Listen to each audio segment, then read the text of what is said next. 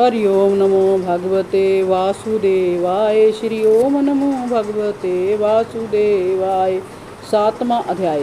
व्यास जी, आपका हृदय निष्पाप है। आपने मुझसे जो पूछा मैंने तथा संभव उसका उत्तर आपको दे दिया है। सूत जी ने कहा, हे शौनकादि ऋषिवर, देवऋषि नारद ने इस प्रकार कहकर जाने की अनुमति ली और बीना बजाते हुए वहाँ से चल दिए। पीछे व्यास जी सोचते रह गए, हे देवऋषि, आप धन्य हैं। श्री कृष्ण के नाम संकीर्तन से आप स्वयं तो आनंदित होते हैं, दूसरों को भी आनंदित करते हैं। 7वां अध्याय। व्यास जी द्वारा श्रीमद् भागवत की रचना और सूत जी द्वारा महाभारत के अंशों का उल्लेख। शौनकादि ऋषियों ने सूत जी से कहा, सूत जी, देवऋषि नारद जी के जाने के उपरांत महर्षि व्यास जी ने क्या किया? सूत जी ने कहा, हे ऋषिवर, नारद जी के जाने के उपरांत बद्रिका आश्रम में बैठकर व्यास जी ने श्री कृष्ण के चरित्र और लीलाओं को लेकर श्रीमद्भागवत नामक महापुराण की रचना की और उसे अपने पुत्र श्री शुकदेव जी को कंठस्थ कराया। उन्होंने भी पूर्ण मनोयोग से इस ग्रंथ का अध्ययन किया। राजा परीक्षित के जन्म और कर्म की कथा। सूत जी ने कहा, हे ऋषिवर, अब मैं आपके सन्मुख वह कथा कहता हूँ जिसके कारण राजा परीक्षित को गंगा तट पर अनशन करना पड़ा और श्री शुकदेव जी द्वारा श्रीमद्भागवत की कथा कहकर राजा परीक्षित को मोक्ष की प्राप्ति हुई। इस कथा में भगवान श्री कृष्ण के जीवन की अनेकों कथाओं का वर्णन आता है और उनके द्वारा प्रतिपादित धर्म का संदेश भी इनमें निहित है।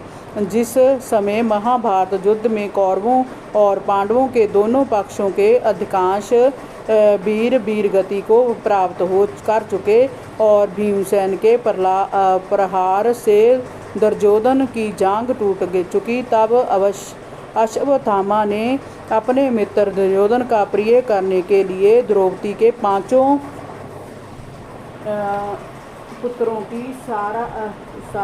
पुत्रों को मार डाला था। तब उस समय वह सो रहे थे। अश्वत्थामा ने उन्हें ही पांडव समझ लिया था। रात्रि के अंधकार में वह उन्हें पहचान नहीं पाया था। वह जय घटना दुर्योधन को भी बहुत अप्रिय लगी। उसकी दृष्टि में सोते व्यक्ति का वध करना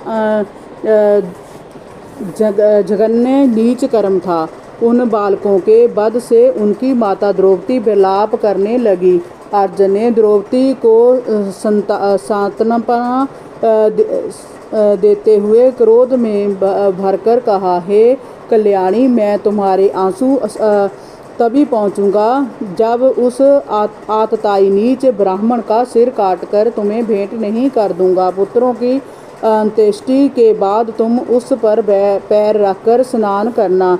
ऐसा कहकर अर्जुन अपने मित्र श्री कृष्ण को अपना सारथी बनाकर गुरुपुत्र अश्वत्थामा को ढूंढने निकल पड़े। तब जब अश्वत्थामा ने अर्जुन को अपनी ओर आते देखा तो उसने अपनी रक्षा के लिए ब्रह्मास्त्र का प्रयोग करने का विचार किया। वह उसे चलाना तो जानता था पर वापस लौटाना की विधि उसे मालूम नहीं थी, परंतु अपने प्राणों का पर संकट आया देखकर उसने ब्रह्मास्त्र का संधान किया।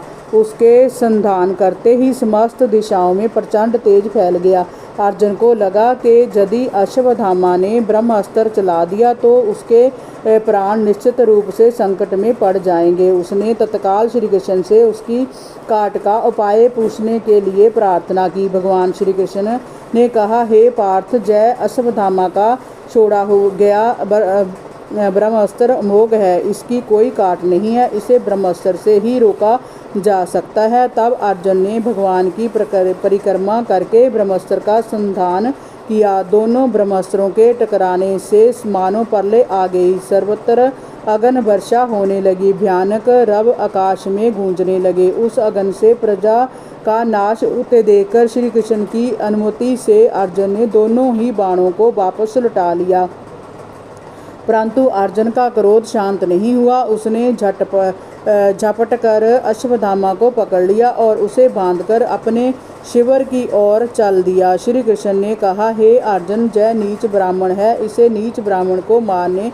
में अधर्म नहीं है, इसे मार डालो। परंतु अर्जुन ने उसे नहीं मारा और कहा, हे माधव, जय गुरुपुत्र है, यद्यपि इसने सोते हुए मेरे पुत्रों को मारकर जघन्य पाप किया है, फिर भी इसका वध करने को मेरा मन नहीं करता। इसका न्याय द्रौपदी ही करेगी। हरि ओम नमो भगवते वासुदेवाय। श्री ओम नमो भगवते वासुदेवाय।